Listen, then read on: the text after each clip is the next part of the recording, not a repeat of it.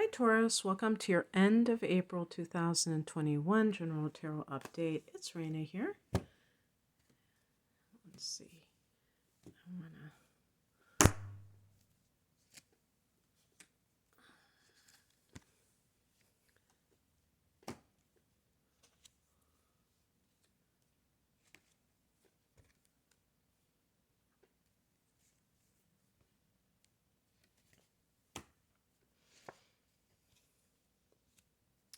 Okay.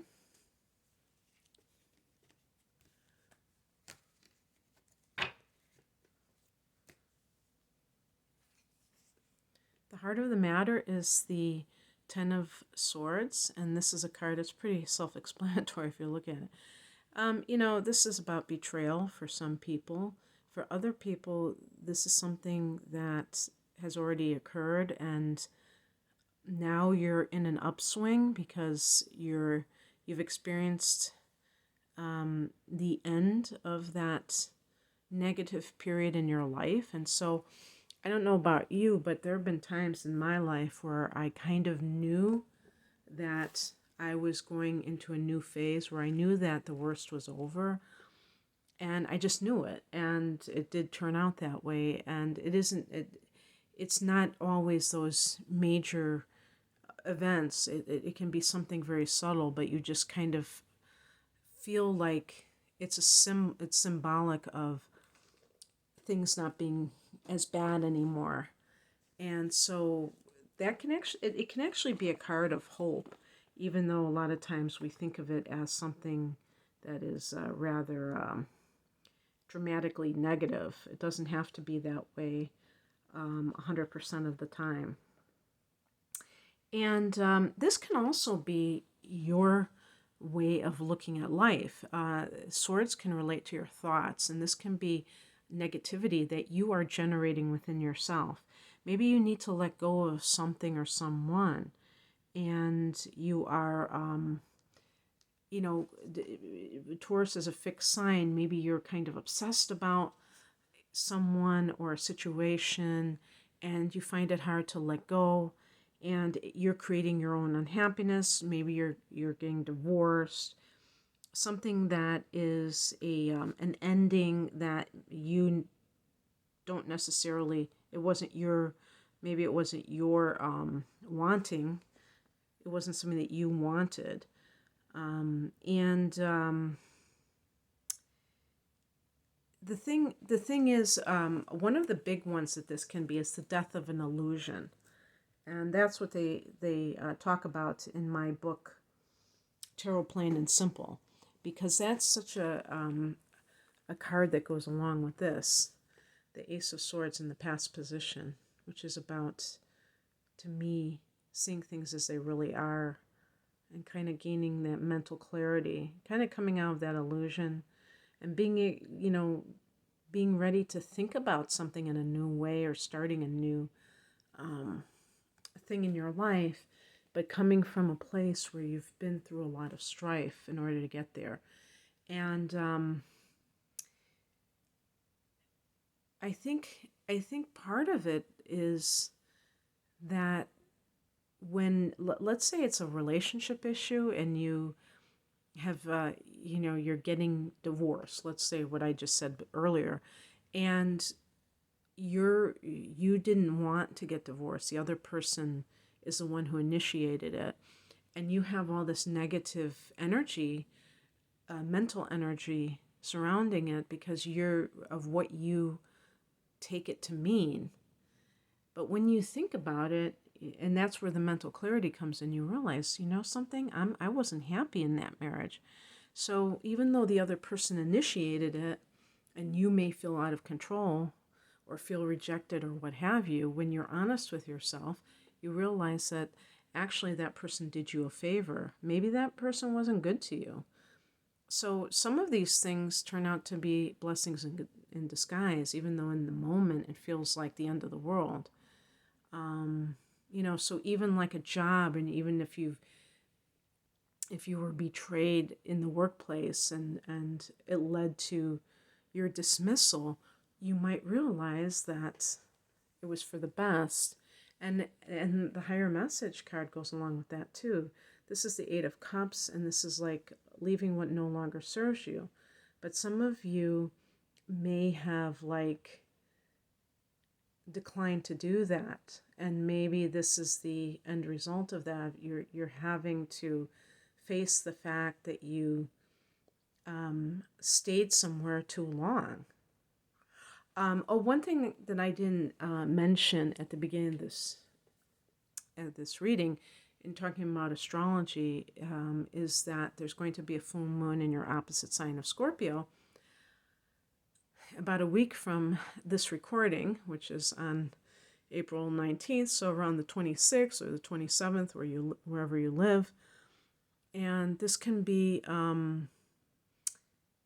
if it is hitting your 7th house, for some of you, this will actually be your work sector, not your relationship sector. For early Taurians, this may be in your relationship sector, and it can affect your relationship, or some of you may be waiting for, the proclamation that you're divorced or something along those lines, and or just having some crisis in your relationship that leads to you having to, make that decision.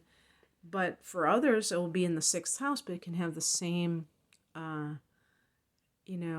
influence, where maybe you're finding out that there are people that are not on your side, that have betrayed you. And the same thing would apply with the Eight of Cups, that maybe you have stayed too long somewhere, and that has been the problem, is that you haven't moved on. And if you would have taken the initiative, you would have felt that you had more control over the situation. So, one of those deals.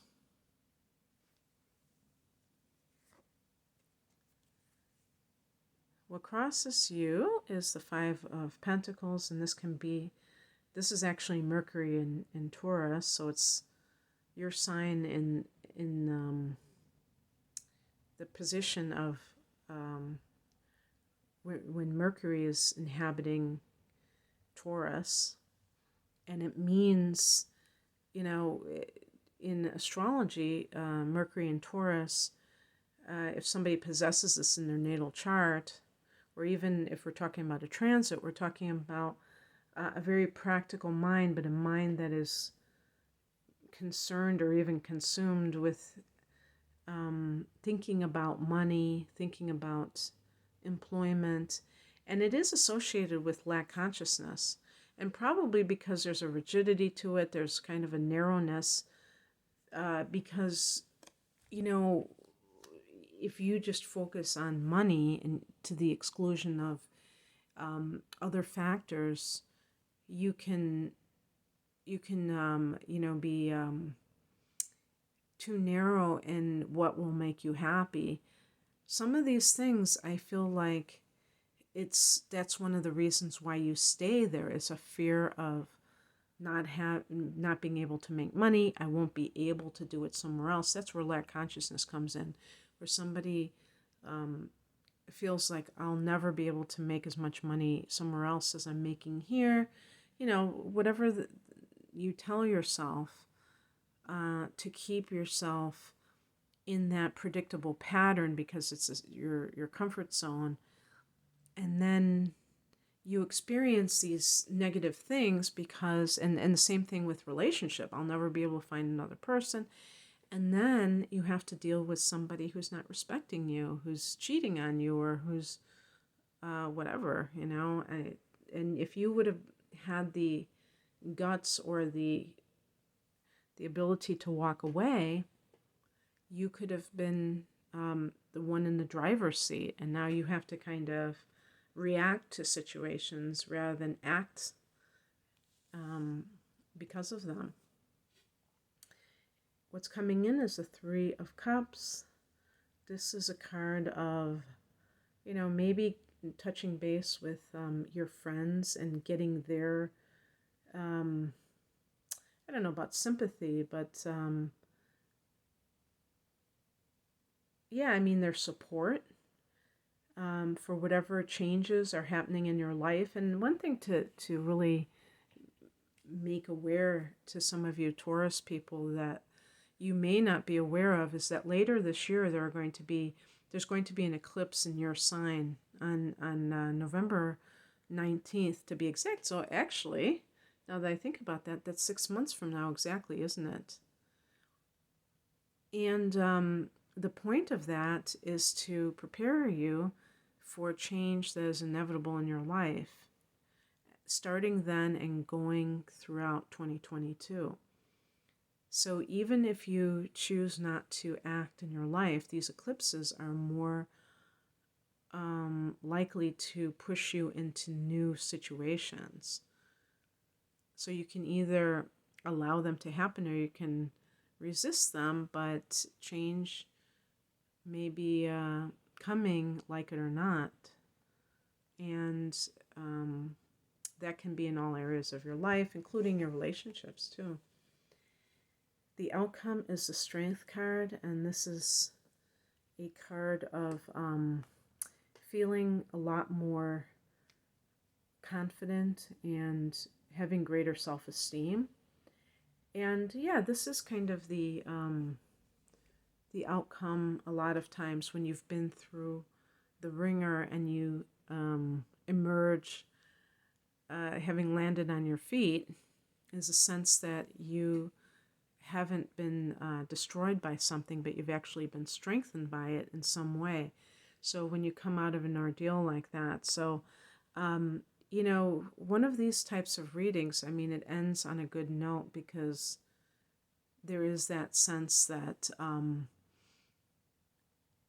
it has only made you stronger, whatever it is that you've been going through. So I hope that this resonates with you, Taurus. If you'd like a private reading, the link is below. Take care. Bye.